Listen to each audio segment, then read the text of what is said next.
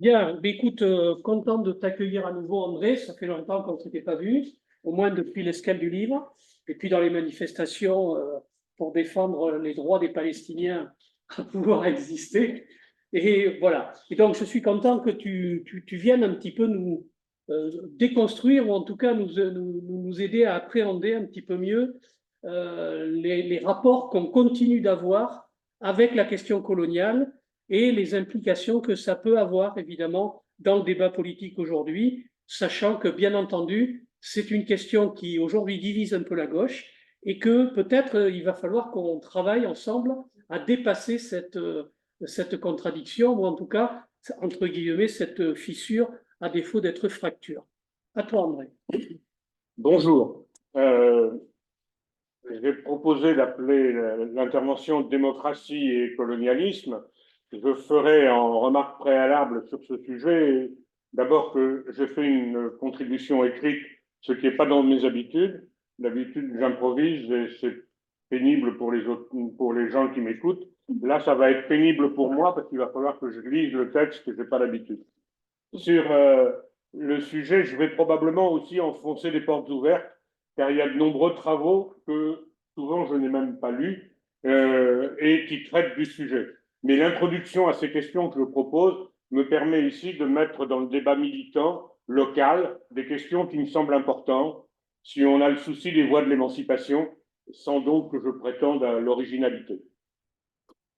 Dans l'univers politique français, l'idée de démocratie reste le plus souvent liée à l'idée d'élection libre et de séparation des pouvoirs.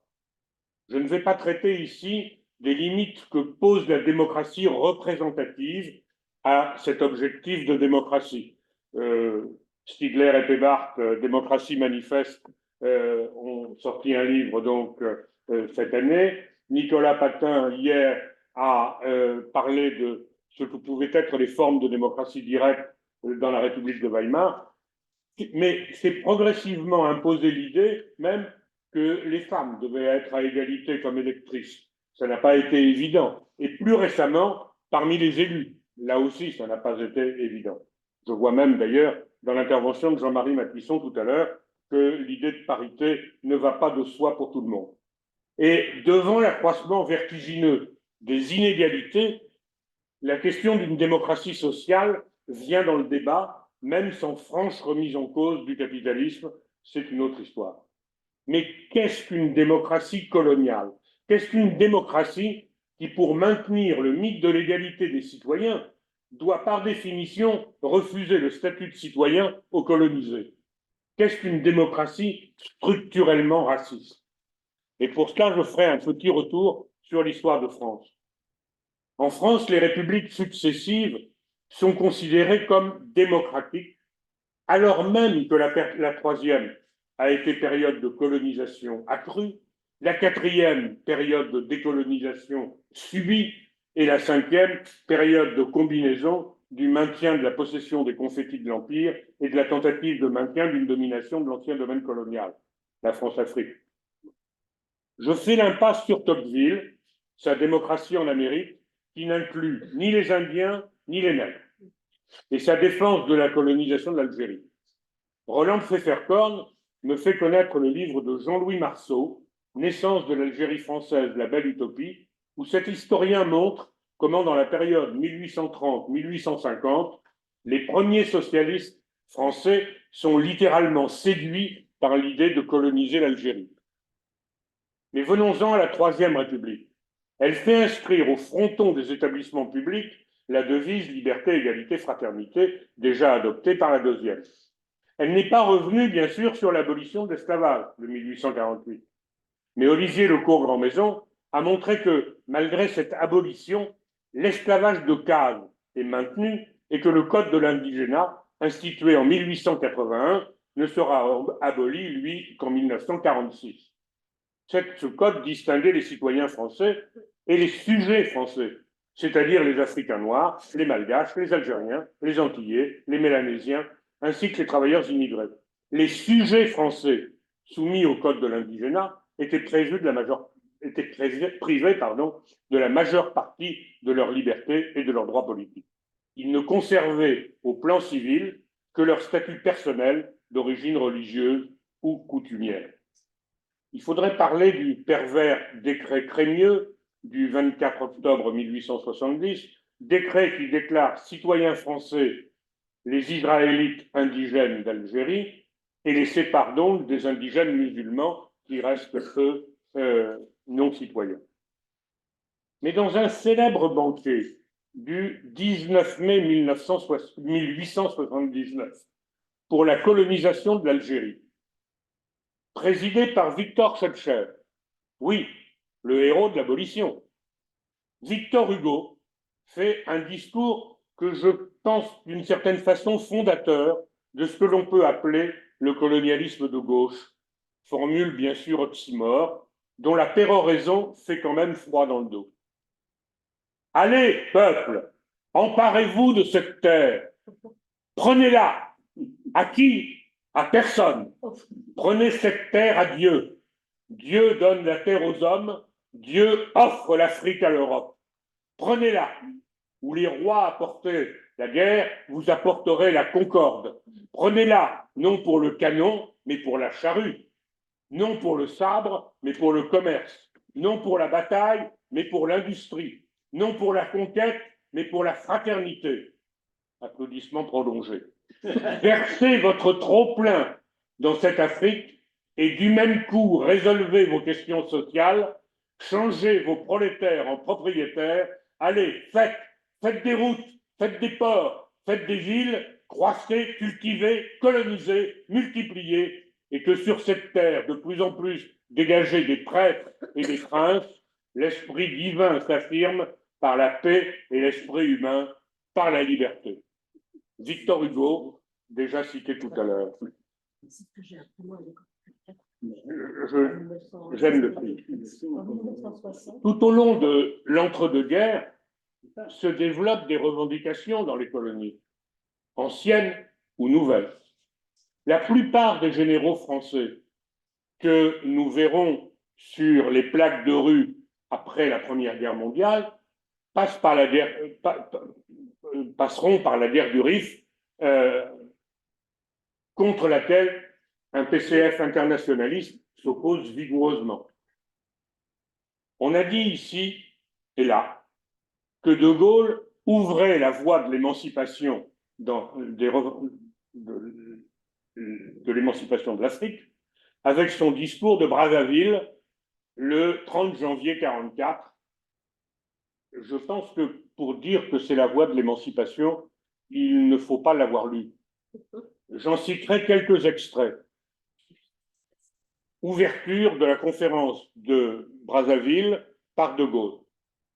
Depuis un demi-siècle, à l'appel d'une vocation civilisatrice vieille de beaucoup de centaines d'années, sous l'impulsion des gouvernements de la République et sous la conduite d'hommes tels que Gallieni, Brazza, Dodds, Joffre, Binger, Marchand, Jonqui, Fourreau, Lamy, Bornis-Desbordes, Archinard, Lyoté, Gouraud, Mangin, Largeau, les Français ont pénétré, pacifié, ouvert au monde une grande partie de cette Afrique noire, que son étendue, les rigueurs du climat, la puissance des obstacles naturels, la misère et la diversité de ses populations avaient maintenu depuis l'aurore de l'histoire, douloureuse et imperméable. S'il est une puissance impériale que les événements conduisent à s'inspirer de leurs leçons et à choisir noblement, libéralement, la route des temps nouveaux, où elle entend diriger les 60 millions d'hommes qui se trouvent associés au sort de ces 42 millions d'enfants, cette puissance, c'est la France. S'il est une puissance impériale, en premier lieu, et tout simplement parce qu'elle est la France, c'est-à-dire la nation dont l'immortel génie est désigné pour les initiatives qui, par degrés, élèvent les hommes vers les sommets de dignité et de fraternité, où, quelques jours, tous pourront s'unir. En Afrique française, comme tous les autres territoires où des hommes vivent sous notre drapeau, il n'y aurait aucun progrès qui soit un progrès si les hommes sur leur terre natale n'en profitaient pas moralement et matériellement, s'ils ne pouvaient s'élever peu à peu jusqu'au niveau où ils seront capables de participer chez eux à la gestion de leurs propres affaires. C'est le devoir de la France de faire en sorte qu'il en soit ainsi. Tel est le but vers lequel nous avons à nous diriger. Nous ne nous dissimulons pas la longueur des étapes. Au demeurant, il appartient à la nation française et il n'appartient qu'à elle de procéder, le moment venu, aux réformes impériales de structure qu'elle décidera dans sa souveraineté. Voilà ce qu'on appelle les promesses de Brazzaville. Je ne développerai pas non plus les événements de la période 44-47, pendant et après le gouvernement provisoire. Massacre de Thiaroye, massacre du 8 mai 45, début de la guerre d'Indochine. Bref, lorsqu'il est de bon ton à gauche de parler du modèle social issu du Conseil national de la résistance, les événements fondateurs dans la nouvelle Union française sont ceux de la poursuite d'un modèle colonial à peine ripolliné. La loi de départementalisation de 1946, des quatre vieilles, faisant accéder ainsi à pleine citoyenneté légale les habitants de Guadeloupe, Martinique, Guyane et Réunion, mais pas à égalité sociale, peut a posteriori être analysée comme une décolonisation en trompe-l'œil.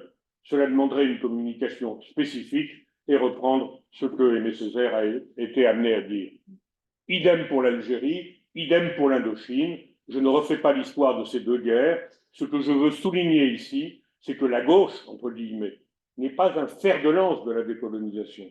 Elle s'accommode très bien des statuts discriminatoires. Le Parti socialiste est bien sûr, avant et après-guerre, le cœur du colonialisme de gauche, qui va œuvrer pour que la France apporte la civilisation aux sauvages.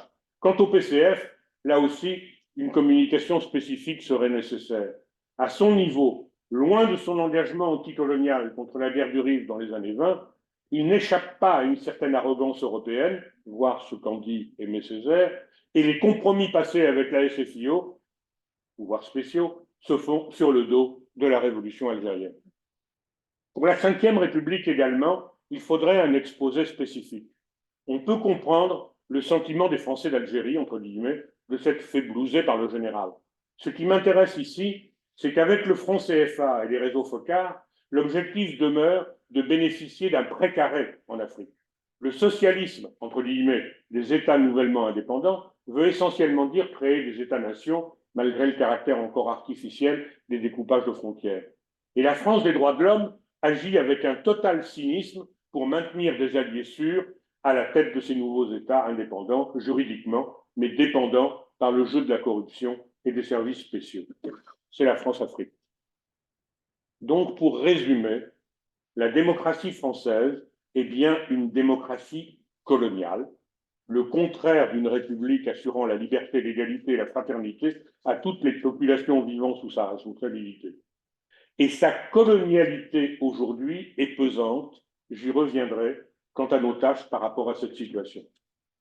Mon camarade Dominique Natanson me fait cependant remarquer que la démocratie française est, il faut le dire, le lieu où peuvent, malgré la répression policière, s'organiser les premiers collectifs d'indigènes. Ho Chi Minh au sein du PCF, le journal de la Tribune indochinoise, Alger républicain, l'Étoile nord-africaine. Cela ne supprime pas la réalité coloniale, mais cela permet d'avoir une vision plus large. En Grande-Bretagne aussi, la Ligue indienne, dirigée par Krishna Menon, un militant indien basé en Grande-Bretagne. La démocratie coloniale n'est pas le nazisme, en tout cas pas en métropole. Je profite tout de même de ce moment pour vous signaler la parution d'une somme, Colonisation, notre histoire, une somme où Pierre Spengar-Avelou a réuni plus de 250 chercheuses et chercheurs qui nous invitent à regarder la colonisation française en face, avec les yeux des colonisés et ceux des colonisateurs, pas souvent des colonisatrices, mais c'est un autre sujet. Alors, vu le temps, j'avais prévu de prendre un autre exemple de démocratie coloniale, l'Afrique du Sud. Parce que un des exemples les plus grossiers, peut-être, est de présenter l'Afrique du Sud comme une démocratie d'apartheid. Eh bien, voilà ce qu'écrit dans l'Afrique du Sud, dans Wikipédia, lecture du 19 novembre, la République d'Afrique du Sud établie en 1961, est une démocratie parlementaire.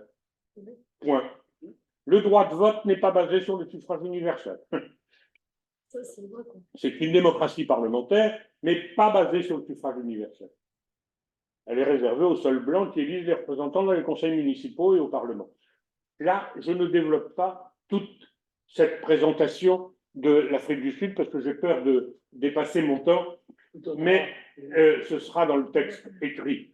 Je ne peux pas quand même, j'avais prévu de terminer en faisant remarquer que les anciens parmi nous se souviennent peut-être que le professeur de sciences politiques à Bordeaux, Jacques Ellul, considéré encore aujourd'hui comme quasiment un père de l'écologie politique, défendait solidement l'apartheid dans sa chronique de Sud-Ouest Dimanche. Et quand j'avais fait la remarque à José Bové en lui disant « Tu cites toujours Jacques Ellul, mais tu sais que je crois me souvenir que sur l'Afrique du Sud, il disait des choses curieuses. » José m'avait répondu sur l'Afrique du Sud, c'est rien, regarde ce qu'il a écrit sur le sionisme. Et c'est donc comme cela que je peux faire la transition avec la question d'Israël. Ce n'est pas pour céder à l'actualité que je propose d'entrer dans l'examen du cas israélien, même si ce sera, là encore, un survol. Je ne vais pas vous saouler avec les citations venant de partout pour définir l'État proclamé le 15 mai 1948 comme seule démocratie du Moyen-Orient.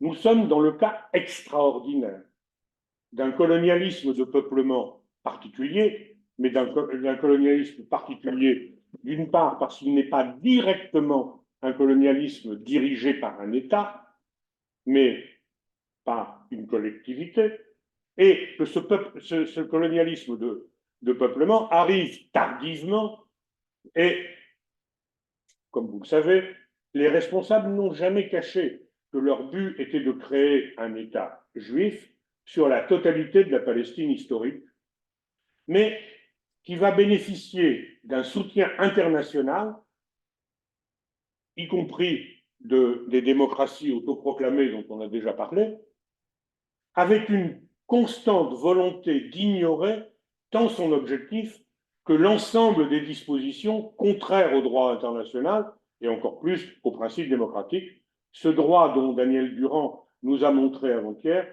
toute la richesse, toute la richesse, mais également toute la paralysie.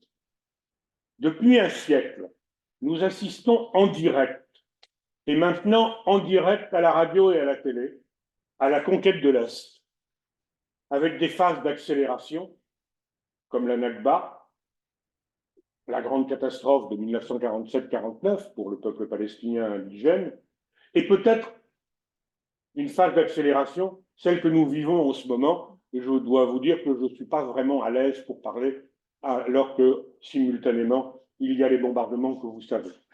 Et puis, des phases que j'appellerais de consolidation de cette colonisation de peuplement. Certains font partir la définition d'Israël comme un État d'apartheid de la loi de 2018 sur Israël, État-nation du peuple juif, qui considère que seul le peuple juif a droit à l'autodétermination sur le territoire de la Palestine historique. C'est en réalité dès la proclamation de l'État d'Israël de 1948, qu'en dépit des promesses, par exemple que la langue arabe serait langue co-officielle, ou qu'il y aurait droit au retour, qu'il y aurait égalité citoyenne des citoyens, en dépit de ces promesses, que sont mises en place des législations discriminatoires. La banque de données des lois discriminatoires d'une association qui s'appelle Adala est une ressource en ligne comprenant en 2017, avant la loi État-nation, une liste de plus de 65 lois israéliennes qui discriminent directement ou indirectement les citoyens palestiniens en Israël ou les résidents palestiniens des territoires palestiniens occupés sur la base de leur appartenance nationale. La discrimination dans ces lois est soit explicite, discrimination ouverte, ou le plus souvent, les lois sont formulées de manière apparemment neutre, mais ont ou auront probablement un impact différent sur les Palestiniens dans leur application. je vous renvoie à la bande de données que vous trouverez sur Internet de l'association Adala. Ces lois limitent les droits des Palestiniens dans tous les aspects de la vie. Les droits de citoyenneté au droit de la participation politique, aux terres et au logement, au droit à l'éducation, aux droits culturels et linguistiques, aux droits religieux, au droit à une procédure régulière en cas de détention. Certaines de ces lois discriminent aussi d'autres groupes, comme les homosexuels, les juifs non pratiquants, les réfugiés palestiniens.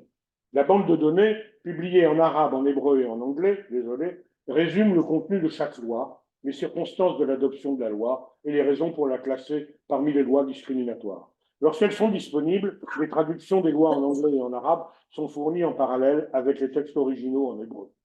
La loi de 2018 parachève le processus législatif.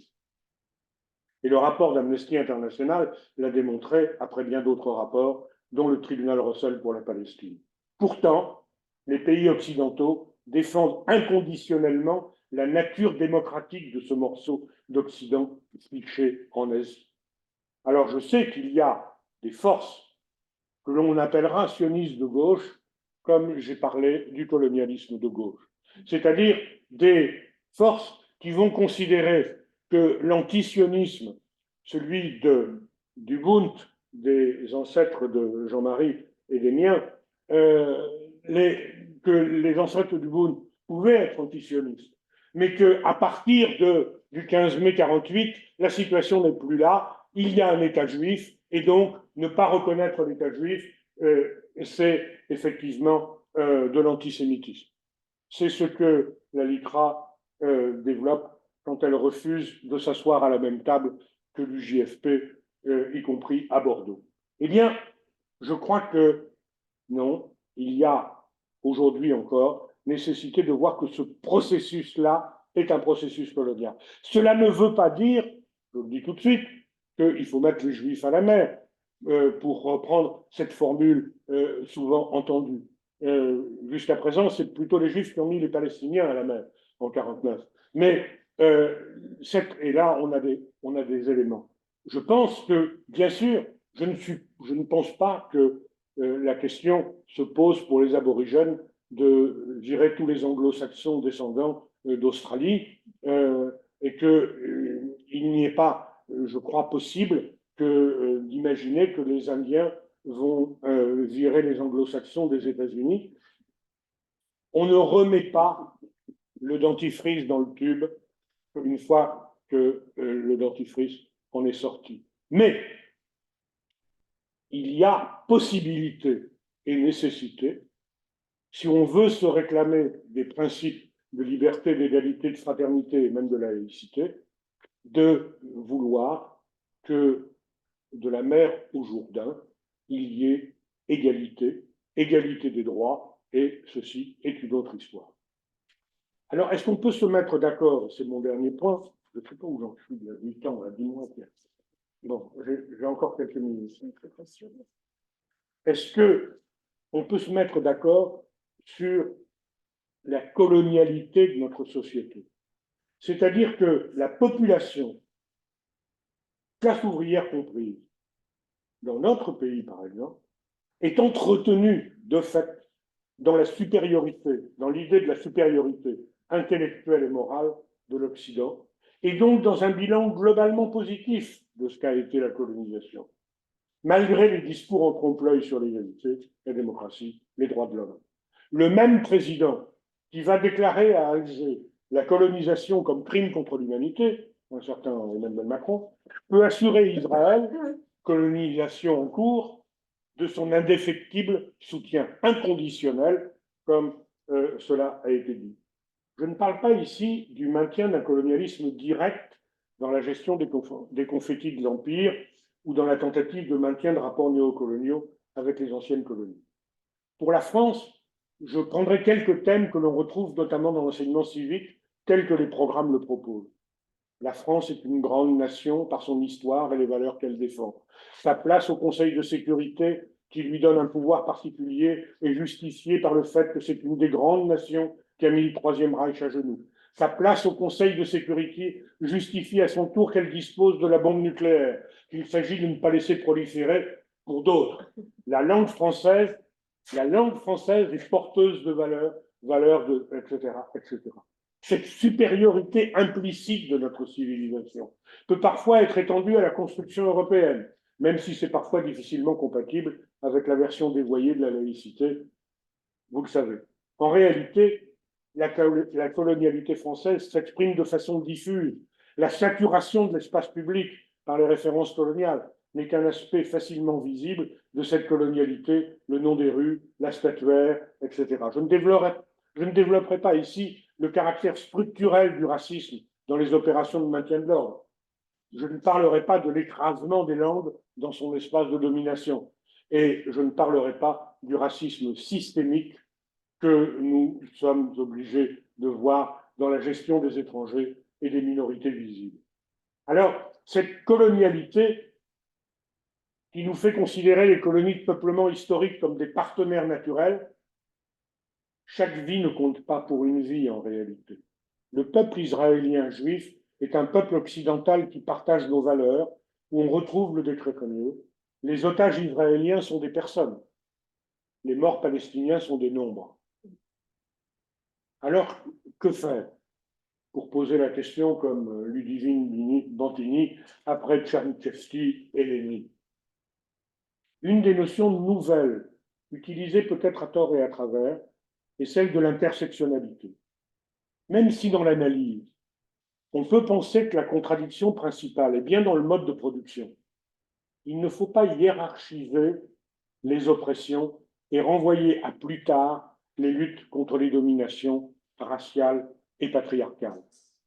Même si c'est dans les luttes que les prises de conscience collectives émergent le plus souvent et le plus rapidement, ne pas négliger ici et maintenant les revendications émancipatrices contre le racisme systémique. Black Lives Matter manifeste pour les produits de haute nécessité. À l'UJFP, nous pensons nécessaire d'ouvrir un espace antiraciste respirable, c'est-à-dire un espace commun aux racisés dont la parole doit pouvoir être entendue distinctement avec leurs alliés, et un espace où ne se développe pas un antiracisme purement moral, un antiracisme qui souvent met l'antisémitisme à part pour en faire un cas particulier. Dénonce tout racisme est un cas particulier. Dénonciation de toutes les formes d'impérialisme aujourd'hui, solidarité avec les victimes du colonialisme intérieur, par exemple en Chine ou en Inde, ou en Russie, et solidarité avec l'Ukraine, autre sujet que je ne peux pas développer. Alors, pour terminer par quelques slogans, peut-être, honneur aux 25 ans de mémoire et partage, l'association Girondine, honneur au travail de chercheurs tels Saïd Bouamama, Olivier Lecourt-Grandmaison, Singaravelou et bien d'autres. Honneur à Sileps d'accueillir la collection des guides des îles coloniales. Le guide du Périgueux colonial vient de sortir. Le guide du Rouen colonial, je n'ai pas eu l'occasion de vous le montrer. Honneur à la ville de Dunkerque qui a fait une brochure distribuée aux archives sur la mémoire de l'esclavage avec la responsabilité des Dunkerquois dans cette affaire. Honneur à Utopia pour sa programmation. Honneur à Smarx de me supporter. Ça commence à faire un bail. Merci. Merci André, reste là. Juste, alors c'est vrai que c'est assez étonnant d'avoir la juxtaposition. Je ne l'avais pas du tout prévu comme ça, puis en plus je n'avais pas du tout anticipé comme ça, entre l'intervention de Jean-Marie et l'intervention d'André, mais c'était aussi un des objectifs que nous avions au départ quand on a organisé ces rencontres, c'est-à-dire d'aboutir à ce que moi j'appelle la fertilisation croisée, c'est-à-dire, c'est une image que Jacques Ralit utilisait beaucoup dans ses prises de position, et qui partait de l'idée que finalement, les uns et les autres, dans le regard que l'on porte, le point de vue que l'on a sur des situations, peuvent développer tel ou tel aspect qui peut effectivement nous permettre d'enrichir notre propre réflexion personnelle. Et donc, c'est effectivement, je me félicite qu'on ait aussi ce genre de situation. Et c'est une des raisons pour lesquelles j'appréciais et je continue à apprécier beaucoup les interventions de Michel Barillon, qui a un point de vue et une posture à laquelle on n'est pas forcément habitué, je dirais, et je crois que ça, c'est important. Enfin, c'est important, y compris pour nous nourrir dans notre réflexion. Ceci étant, tu soulèves évidemment des questions fortes, importantes, et c'est vrai qu'en plus, on est dans une période où je vous invite d'ailleurs à écouter les voix de l'ennemi des fois. Hein. Je veux dire, quand je dis de l'ennemi, qu'on soit clair, c'est pas au sens guerrier du terme, c'est au sens idéologique du terme. C'est-à-dire des représentants, je dirais, de la majorité aujourd'hui installée au pouvoir, ou des gens qui ont eu des responsabilités importantes dans l'appareil d'État, comme un mec qui s'appelle Juillet, je ne sais pas si ça vous évoque quelque chose, mais qui fait des conférences sur ce qu'on appelle le déclin de l'Occident. Je vous invite à l'écouter, non pas pour vous enrichir forcément de ce qu'il dit, mais c'est intéressant la façon dont il approche les choses, parce que ça nous permet aussi d'avoir un regard sur le comportement des autres dans notre société, sur le sentiment qu'ils peuvent ressentir un certain nombre de phénomènes comme une remise en cause de leur histoire, une remise en cause de leur histoire profonde, celle justement qu'on nous a inculquée dans l'éducation nationale telle qu'elle est aujourd'hui, y compris, et qui font que on les percute, et parce que c'est violent quand même, ce que tu évoques, mon cher ami André, c'est violent, et tu percutes, si tu veux, toute une culture dominante aujourd'hui présente dans notre société, dont on comprend d'ailleurs les effets quand on voit la faiblesse des manifestations pour justement obtenir un cessez-le-feu en Israël-Palestine. Hein, je veux dire que ça doit nous interroger. Et le deuxième élément, c'est effectivement, et c'est en ce sens-là, il faut qu'on réfléchisse à la manière dont on aborde ces questions-là. Non pas pour les taire, et il faut qu'on aille au débat, hein, et qu'on aille le plus loin possible dans l'échange sur tout ce qui a été évoqué par André, mais aussi par Jean-Marie notamment, par d'autres, justement, depuis le début de ces travaux, de façon à ce que on se pose la question de multiples manières, de façon à affronter aussi l'opinion publique tel qu'il est, non pas tel qu'on voudrait qu'il soit, et pour amener à un travail, ce que tu fais d'ailleurs, hein, en partie au travers de tout ce que des travaux que vous avez engagés avec d'autres sur la mémoire coloniale des villes, hein, le Bordeaux colonial. On a publié, Espace Mars a publié un des ouvrages auxquels tu as contribué. Tout ça, c'est important. Mais après, la question, c'est comment on pose dans la société les problématiques qui sont soulevées pour qu'elles ne soient pas des éléments de fracture, je dirais, entre Français, plus largement, et entre frères, si je prends la gauche dans son ensemble. Pour moi, il n'y a pas des faux frères et puis des mauvais, etc. Même si j'ai des différends politiques extrêmement importants avec les socialistes, avec certains écologistes, avec certains camarades de la France insoumise. Voilà, je veux dire que la question, elle n'est pas là. La question, c'est comment on mène ce débat fraternellement, avec le souci, je dirais, de comprendre, et donc d'exposer, mais tu l'as fait de façon tout à fait légitime, d'exposer les faits tels qu'ils sont, et en même temps d'en mesurer évidemment l'origine de ces fractures, parce que c'est quand même, la France a été un des pays impérialistes les plus importants du monde. On reste le pays qui a le nombre de kilomètres carrés de façade maritime le plus important du monde, je tiens à le rappeler, et ce qui veut dire que, quelque part, ça nous renvoie évidemment à ce passé colonial, ça nous renvoie au comportement qu'on a pu avoir pendant toute une grande partie de notre histoire. Donc la question, c'est pas de nier ça, la question, c'est comment on détricote tout ça, comment on le travaille politiquement, et là, chacun joue sa partition, entre guillemets, je dirais, avec sa esprit de responsabilité dans les lieux où il milite. Voilà, je ne voulais pas faire un contre-exposé à celui d'André, mais pour donner un petit peu, moi, le point de vue que j'ai sur ces questions-là. Est-ce que quelqu'un souhaite, Jean, et puis ensuite Annie, et puis après, Nicolas. ne vais pas intervenir sur le fond, mais sur la remarque de Dominique. Je vais citer une phrase d'un anticolonialiste qui dit, je cherche la phrase, excusez-moi, voilà. Un peuple ne possède pas plus un autre peuple qu'un homme ne possède un autre homme. Le crime est plus odieux encore sur une nation que sur un individu. Vous savez quel est l'auteur? Victor Hugo.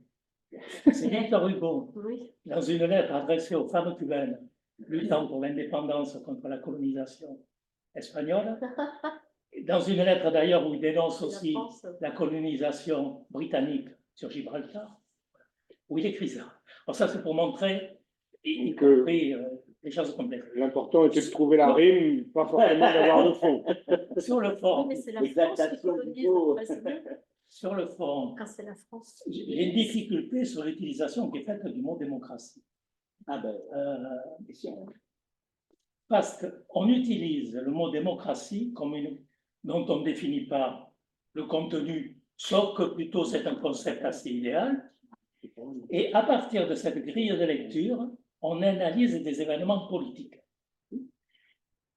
Dire démocratie et colonisation, ça me pose problème, et ton exposé montre les contradictions. Pourquoi ne pas dire la Troisième République et la colonisation?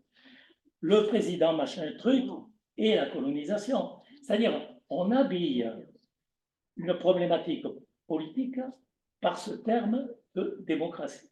Si on veut aborder la question de la démocratie sur les questions posées, il faut l'aborder sous l'angle du pouvoir du peuple. C'est-à-dire, comment, dans les lieux concernés, l'Algérie, la France, etc., sont créées ou non les conditions pour que les peuples en question puissent s'exprimer. Je termine avec une citation, je reste toujours sur Cuba, mais justement qui moi, me plaît beaucoup là, sur ça. Il dit, le caractère véritable, un universitaire cubain, pour montrer un autre regard, parce que tous les regards que l'on porte, ils sont eurocentrés, ils sont capitalo-centrés, nos regards, leur regard extérieur.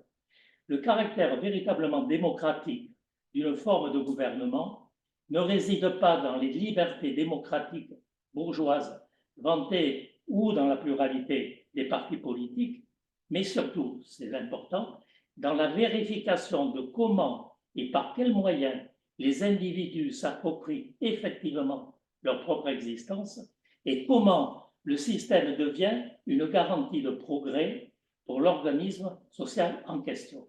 Le reste n'est que pure spéculation politique ou sémantique. C'est un autre regard, mais je trouve qu'on emploie démocratie à toutes les sources et on est obligé d'y ajouter toute une série d'adjectifs pour tenter effectivement le colonialisme, l'apartheid, etc. Voilà. Donc je voulais faire cette remarque, mais qui couvre plusieurs interventions. Je vous invite pour les discutants à venir pour qu'on puisse enregistrer. Mais oui, mais c'est les malheurs de la technique. On n'a pas encore inventé enfin si, on l'a inventé, mais il n'existe pas, le micro omnidirectionnel, que je puisse enregistrer vos propos. Dans les grands groupes... C'est pour respecter... Oui, mais bon. Pour l'instant, on n'a pas les moyens de le faire. Même à l'université, on n'a pas inventé ça. On l'a inventé à disposition. Vas-y, Annie. Oui, merci. Je pense qu'effectivement, on dit beaucoup démocratie actuellement sur Israël. C'est quand même colonisation aussi. Donc, c'est quand même une discussion sérieuse. Je voulais juste dire à Dominique, il faut éviter les fractures. Non, peut-être pas. Peut-être qu'il y a des fractures et qu'il faut déjà en faire l'état des lieux. Ceci dit, dans 3 heures, 2 heures, je ferai une communication où j'essaierai d'indiquer comment on peut quand même dépasser cette fracture. Merci, Annie. Nicolas, bien. Oui. Non, mais merci beaucoup. C'est vrai que c'était passionnant et je pense que ça pose les enjeux du débat sur la mémoire et toute la difficulté qu'il y a autour du devoir de mémoire et en même temps de pouvoir replacer certaines prises de position à l'aune aussi des schèmes intériorisés de pensée d'un Victor Hugo au XIXe siècle et de ce que ça implique. Et nous, de porter aussi un regard a posteriori sur ce qu'est à un moment donné un discours racialiste, un discours essentialiste, un discours qui pose problème politiquement. Donc il faut effectivement toujours, je pense, se poser ces questions, elles sont fondamentales, et essayer de trouver la bonne manière d'y répondre. Ça me faisait penser à un Victor Hugo qui était un soutien d'ailleurs de Napoléon III au départ, et c'est notamment lui qui a aidé un peu à pousser l'idée de son ouvrage Extinction du paupérisme, qui revenait, le grand projet, c'était d'envoyer les personnes au chômage et sans travail en Algérie et d'essayer de coloniser ces terres et de les rendre à la fois prospères et en même temps de faire travailler les personnes qui ne le faisaient pas. Juste sur la question quand même de l'interdisciplinarité, moi j'aimerais quand même avoir votre avis là-dessus, parce que pour le coup, moi ce que je peux observer à l'université, c'est que l'interdisciplinarité, elle a cette utilité extraordinaire. L'intersectionnalité, pardon. Intersectionnalité. Elle a cette vertu extraordinaire de pouvoir mettre en avant des sujets qui jusqu'alors passaient en dessous des grilles de l'analyse. Donc ça, pour le coup, ça révèle de véritables des sujets de thèse, c'est des objets de recherche qui apparaissent. Force est de constater, malgré tout, que sous le vocable intersectionnalité, on va retrouver aussi des approches épistémologiques qui vont mettre de côté l'analyse en termes de classe sociale.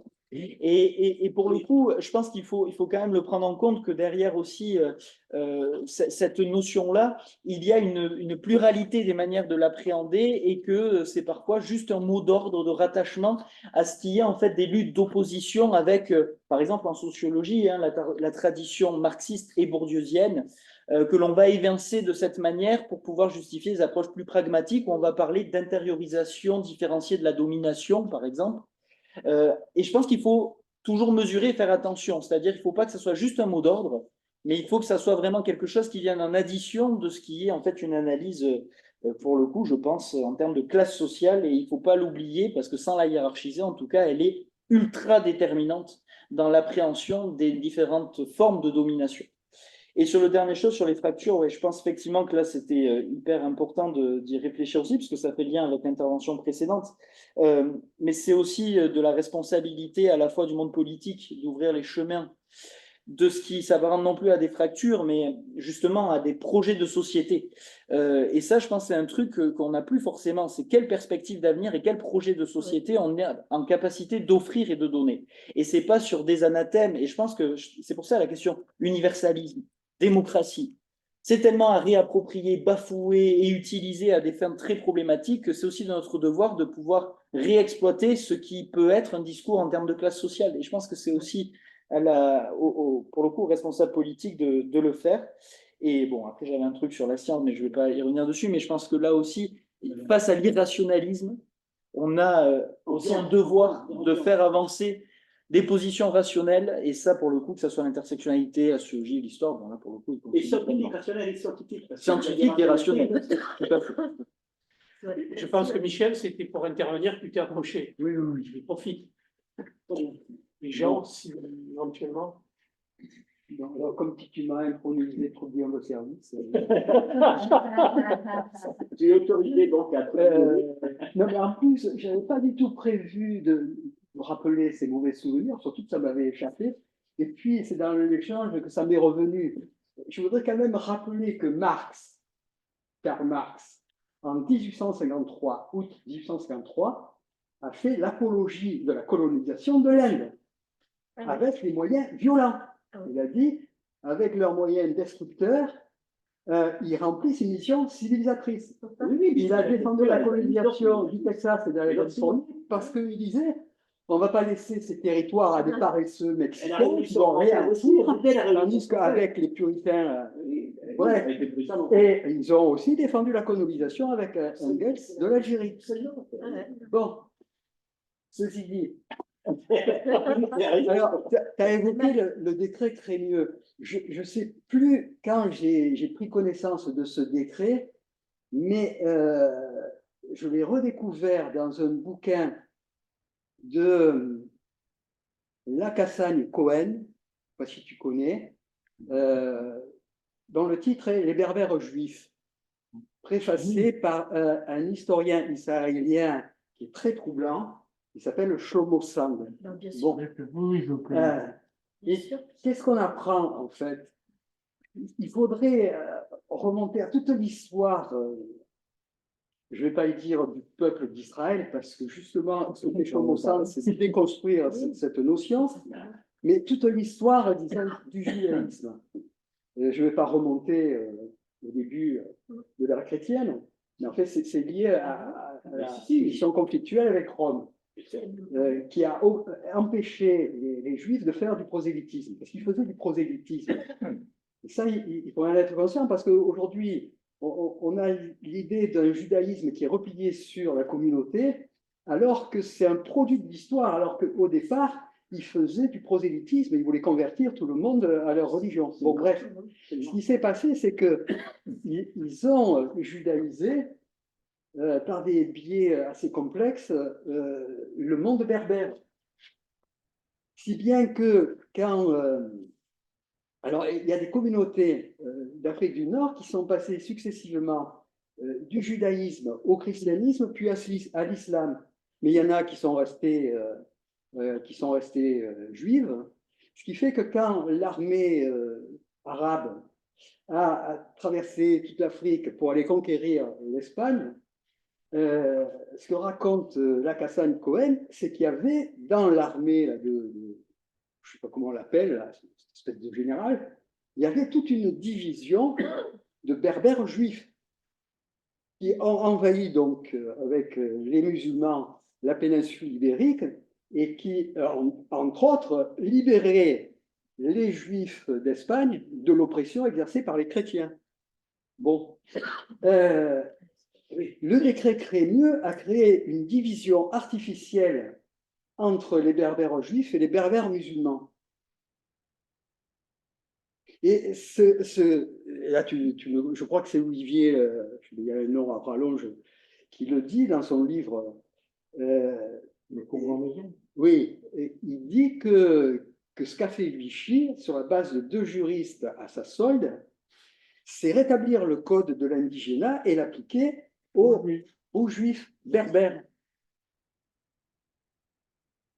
Alors, j'évoque ce problème aussi parce que j'ai découvert ça dans le feu de l'actualité, qu'il y a eu au départ des sionistes. Il faudrait refaire toute l'histoire de l'antisémitisme avec les 3 phases qu'avait distinguées Hannah Arendt. Mais les Français, avec l'affaire Dreyfus, ont une lourde responsabilité dans le développement du sionisme. Mais ce qui se passe au moment où il y a tout ce mouvement sioniste qui prend forme, qui se développe, il y a dans les communautés juives en Europe un refus du projet sioniste, un désir de s'intégrer. Un personnage comme Stéphane Zweig ou Walter Rathenau, par exemple, ils sont juifs, mais ils sont absolument opposés au projet sioniste. Et les sionistes traitent de youpins les juifs qui refusent leur projet. Et effectivement, les sionistes se sont présentés comme les représentants de l'Occident en Palestine. Ce qui est une vision complètement biaisée je ne sais pas comment dire, de tout ce qui se rattache au judaïsme. Je pense à une personne dont j'ai lu au moins 2-3 livres, Sylvie Brunet, je ne sais pas si je me trompe, c'est bien. Elle a écrit un remarquable livre sur l'Occident. Elle a écrit il y a quelque temps une lettre qu'elle adresse à titre posthume à Hannah Arendt pour rappeler que non, ce n'est pas vrai. Le judaïsme ne représente pas les valeurs de l'Occident parce qu'il y a un judaïsme oriental. Et ça me permet de renvoyer à une petite vidéo sur un site qu'on ne peut pas présenter comme subversif, c'est Le Monde. Il y avait une petite vidéo qui expliquait pour quelles raisons les États-Unis sont des soutiens inconditionnels d'Israël. À la deuxième, je n'en ai pas le souvenir, mais la première est remarquable. Absolument, elle est évidente en plus. Il dit, ils se sentent énormément d'affinité. Pourquoi?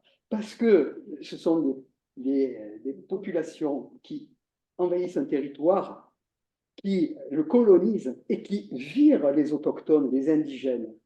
et qui, ajoute le journaliste, sont porteurs des valeurs occidentales. Voilà. Moi, j'ai quand même envie de rajouter une information, enfin, au moins un élément que moi, de cette histoire.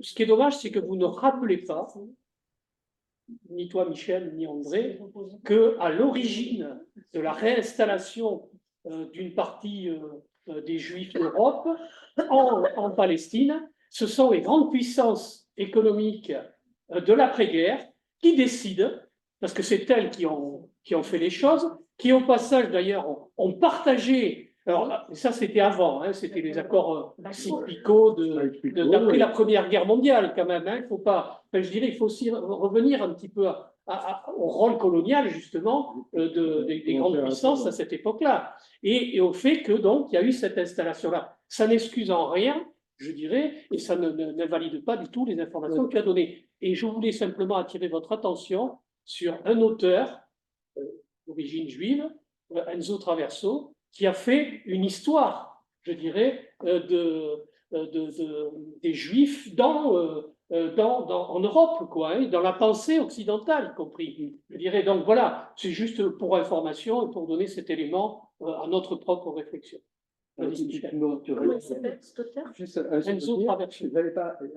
J'ai lu un livre d'un historien américain qui me semble qui fait référence, même s'il y a des fois, je ne suis pas trop d'accord avec lui, je crois qu'il s'appelle Timothy Snyder, je ne sais pas comment il faut prononcer, qui a énormément étudié la politique des nazis en Europe orientale.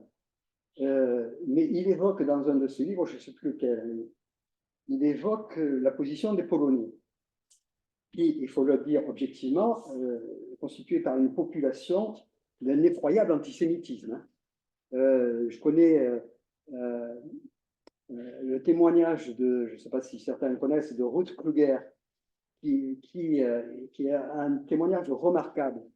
Mais quand elle dit que les Polonais se plaignent parce qu'ils ont eu 6 millions de morts, elle hurle, et à juste titre. Elle dit il y a 3 millions peut-être de Polonais, mais il y a 3 millions de Juifs. Oui. Les mélanger, c'est une aberration historique parce que les Polonais étaient antisémites. C'est eux qui ont pratiqué aussi la Shoah par balle.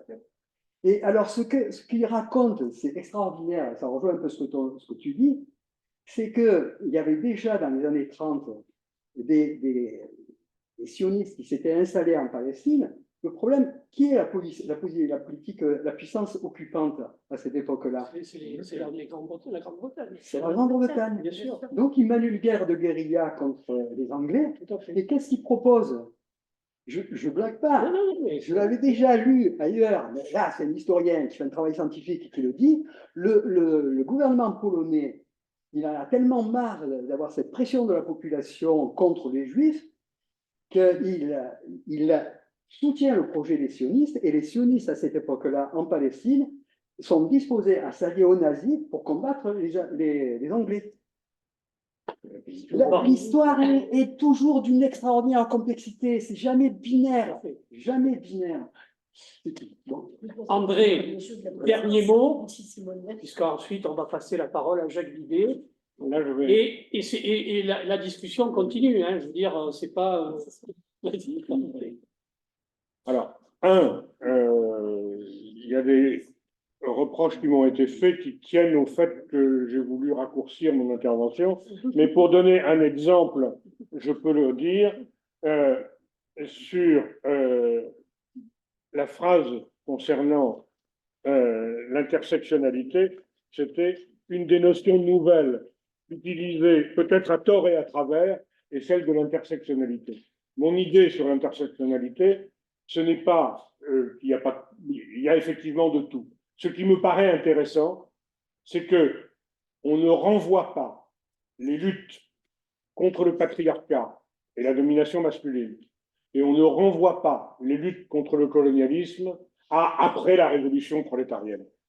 Bon, et ça, c'était quelque chose qui, dans une forme de marxisme, on va dire binaire pour faire, si on veut, ou de caricatural, on trouvait. C'est-à-dire on renvoyait à après des questions qu'on considérait comme cela. je ne vais pas rappeler Jeannette Thorez-Vermersch, mais il y aurait des choses amusantes à rappeler. Deuxièmement, je pense que sur la question juive, je ne vais pas répondre. J'ai plein de choses à dire. Il y aura des interventions, y compris publiques, à Bordeaux avant l'année prochaine, mais peut-être que l'année prochaine, je reviendrai sur l'antisionisme. Nous venons de sortir à l'UJFP un livre qui, je pense, intéressera beaucoup de gens, qui s'appelle L'antisionisme, une histoire juive, et qui reprend ces questions-là. Mais oui, bien sûr, la Catherine Cohen, le nom m'échappait à l'instant, mais bien sûr, et je crois que de ce point de vue-là, il y a beaucoup de choses. Et sur l'antisémitisme polonais, je terminerai là-dessus, parce que c'est une histoire personnelle. Bon, mon père est né à Varsovie, il est venu faire ses études en France, il a rencontré ma mère qui, elle, venait faire ses études en venant de Bessarabie, elle est née à Odessa.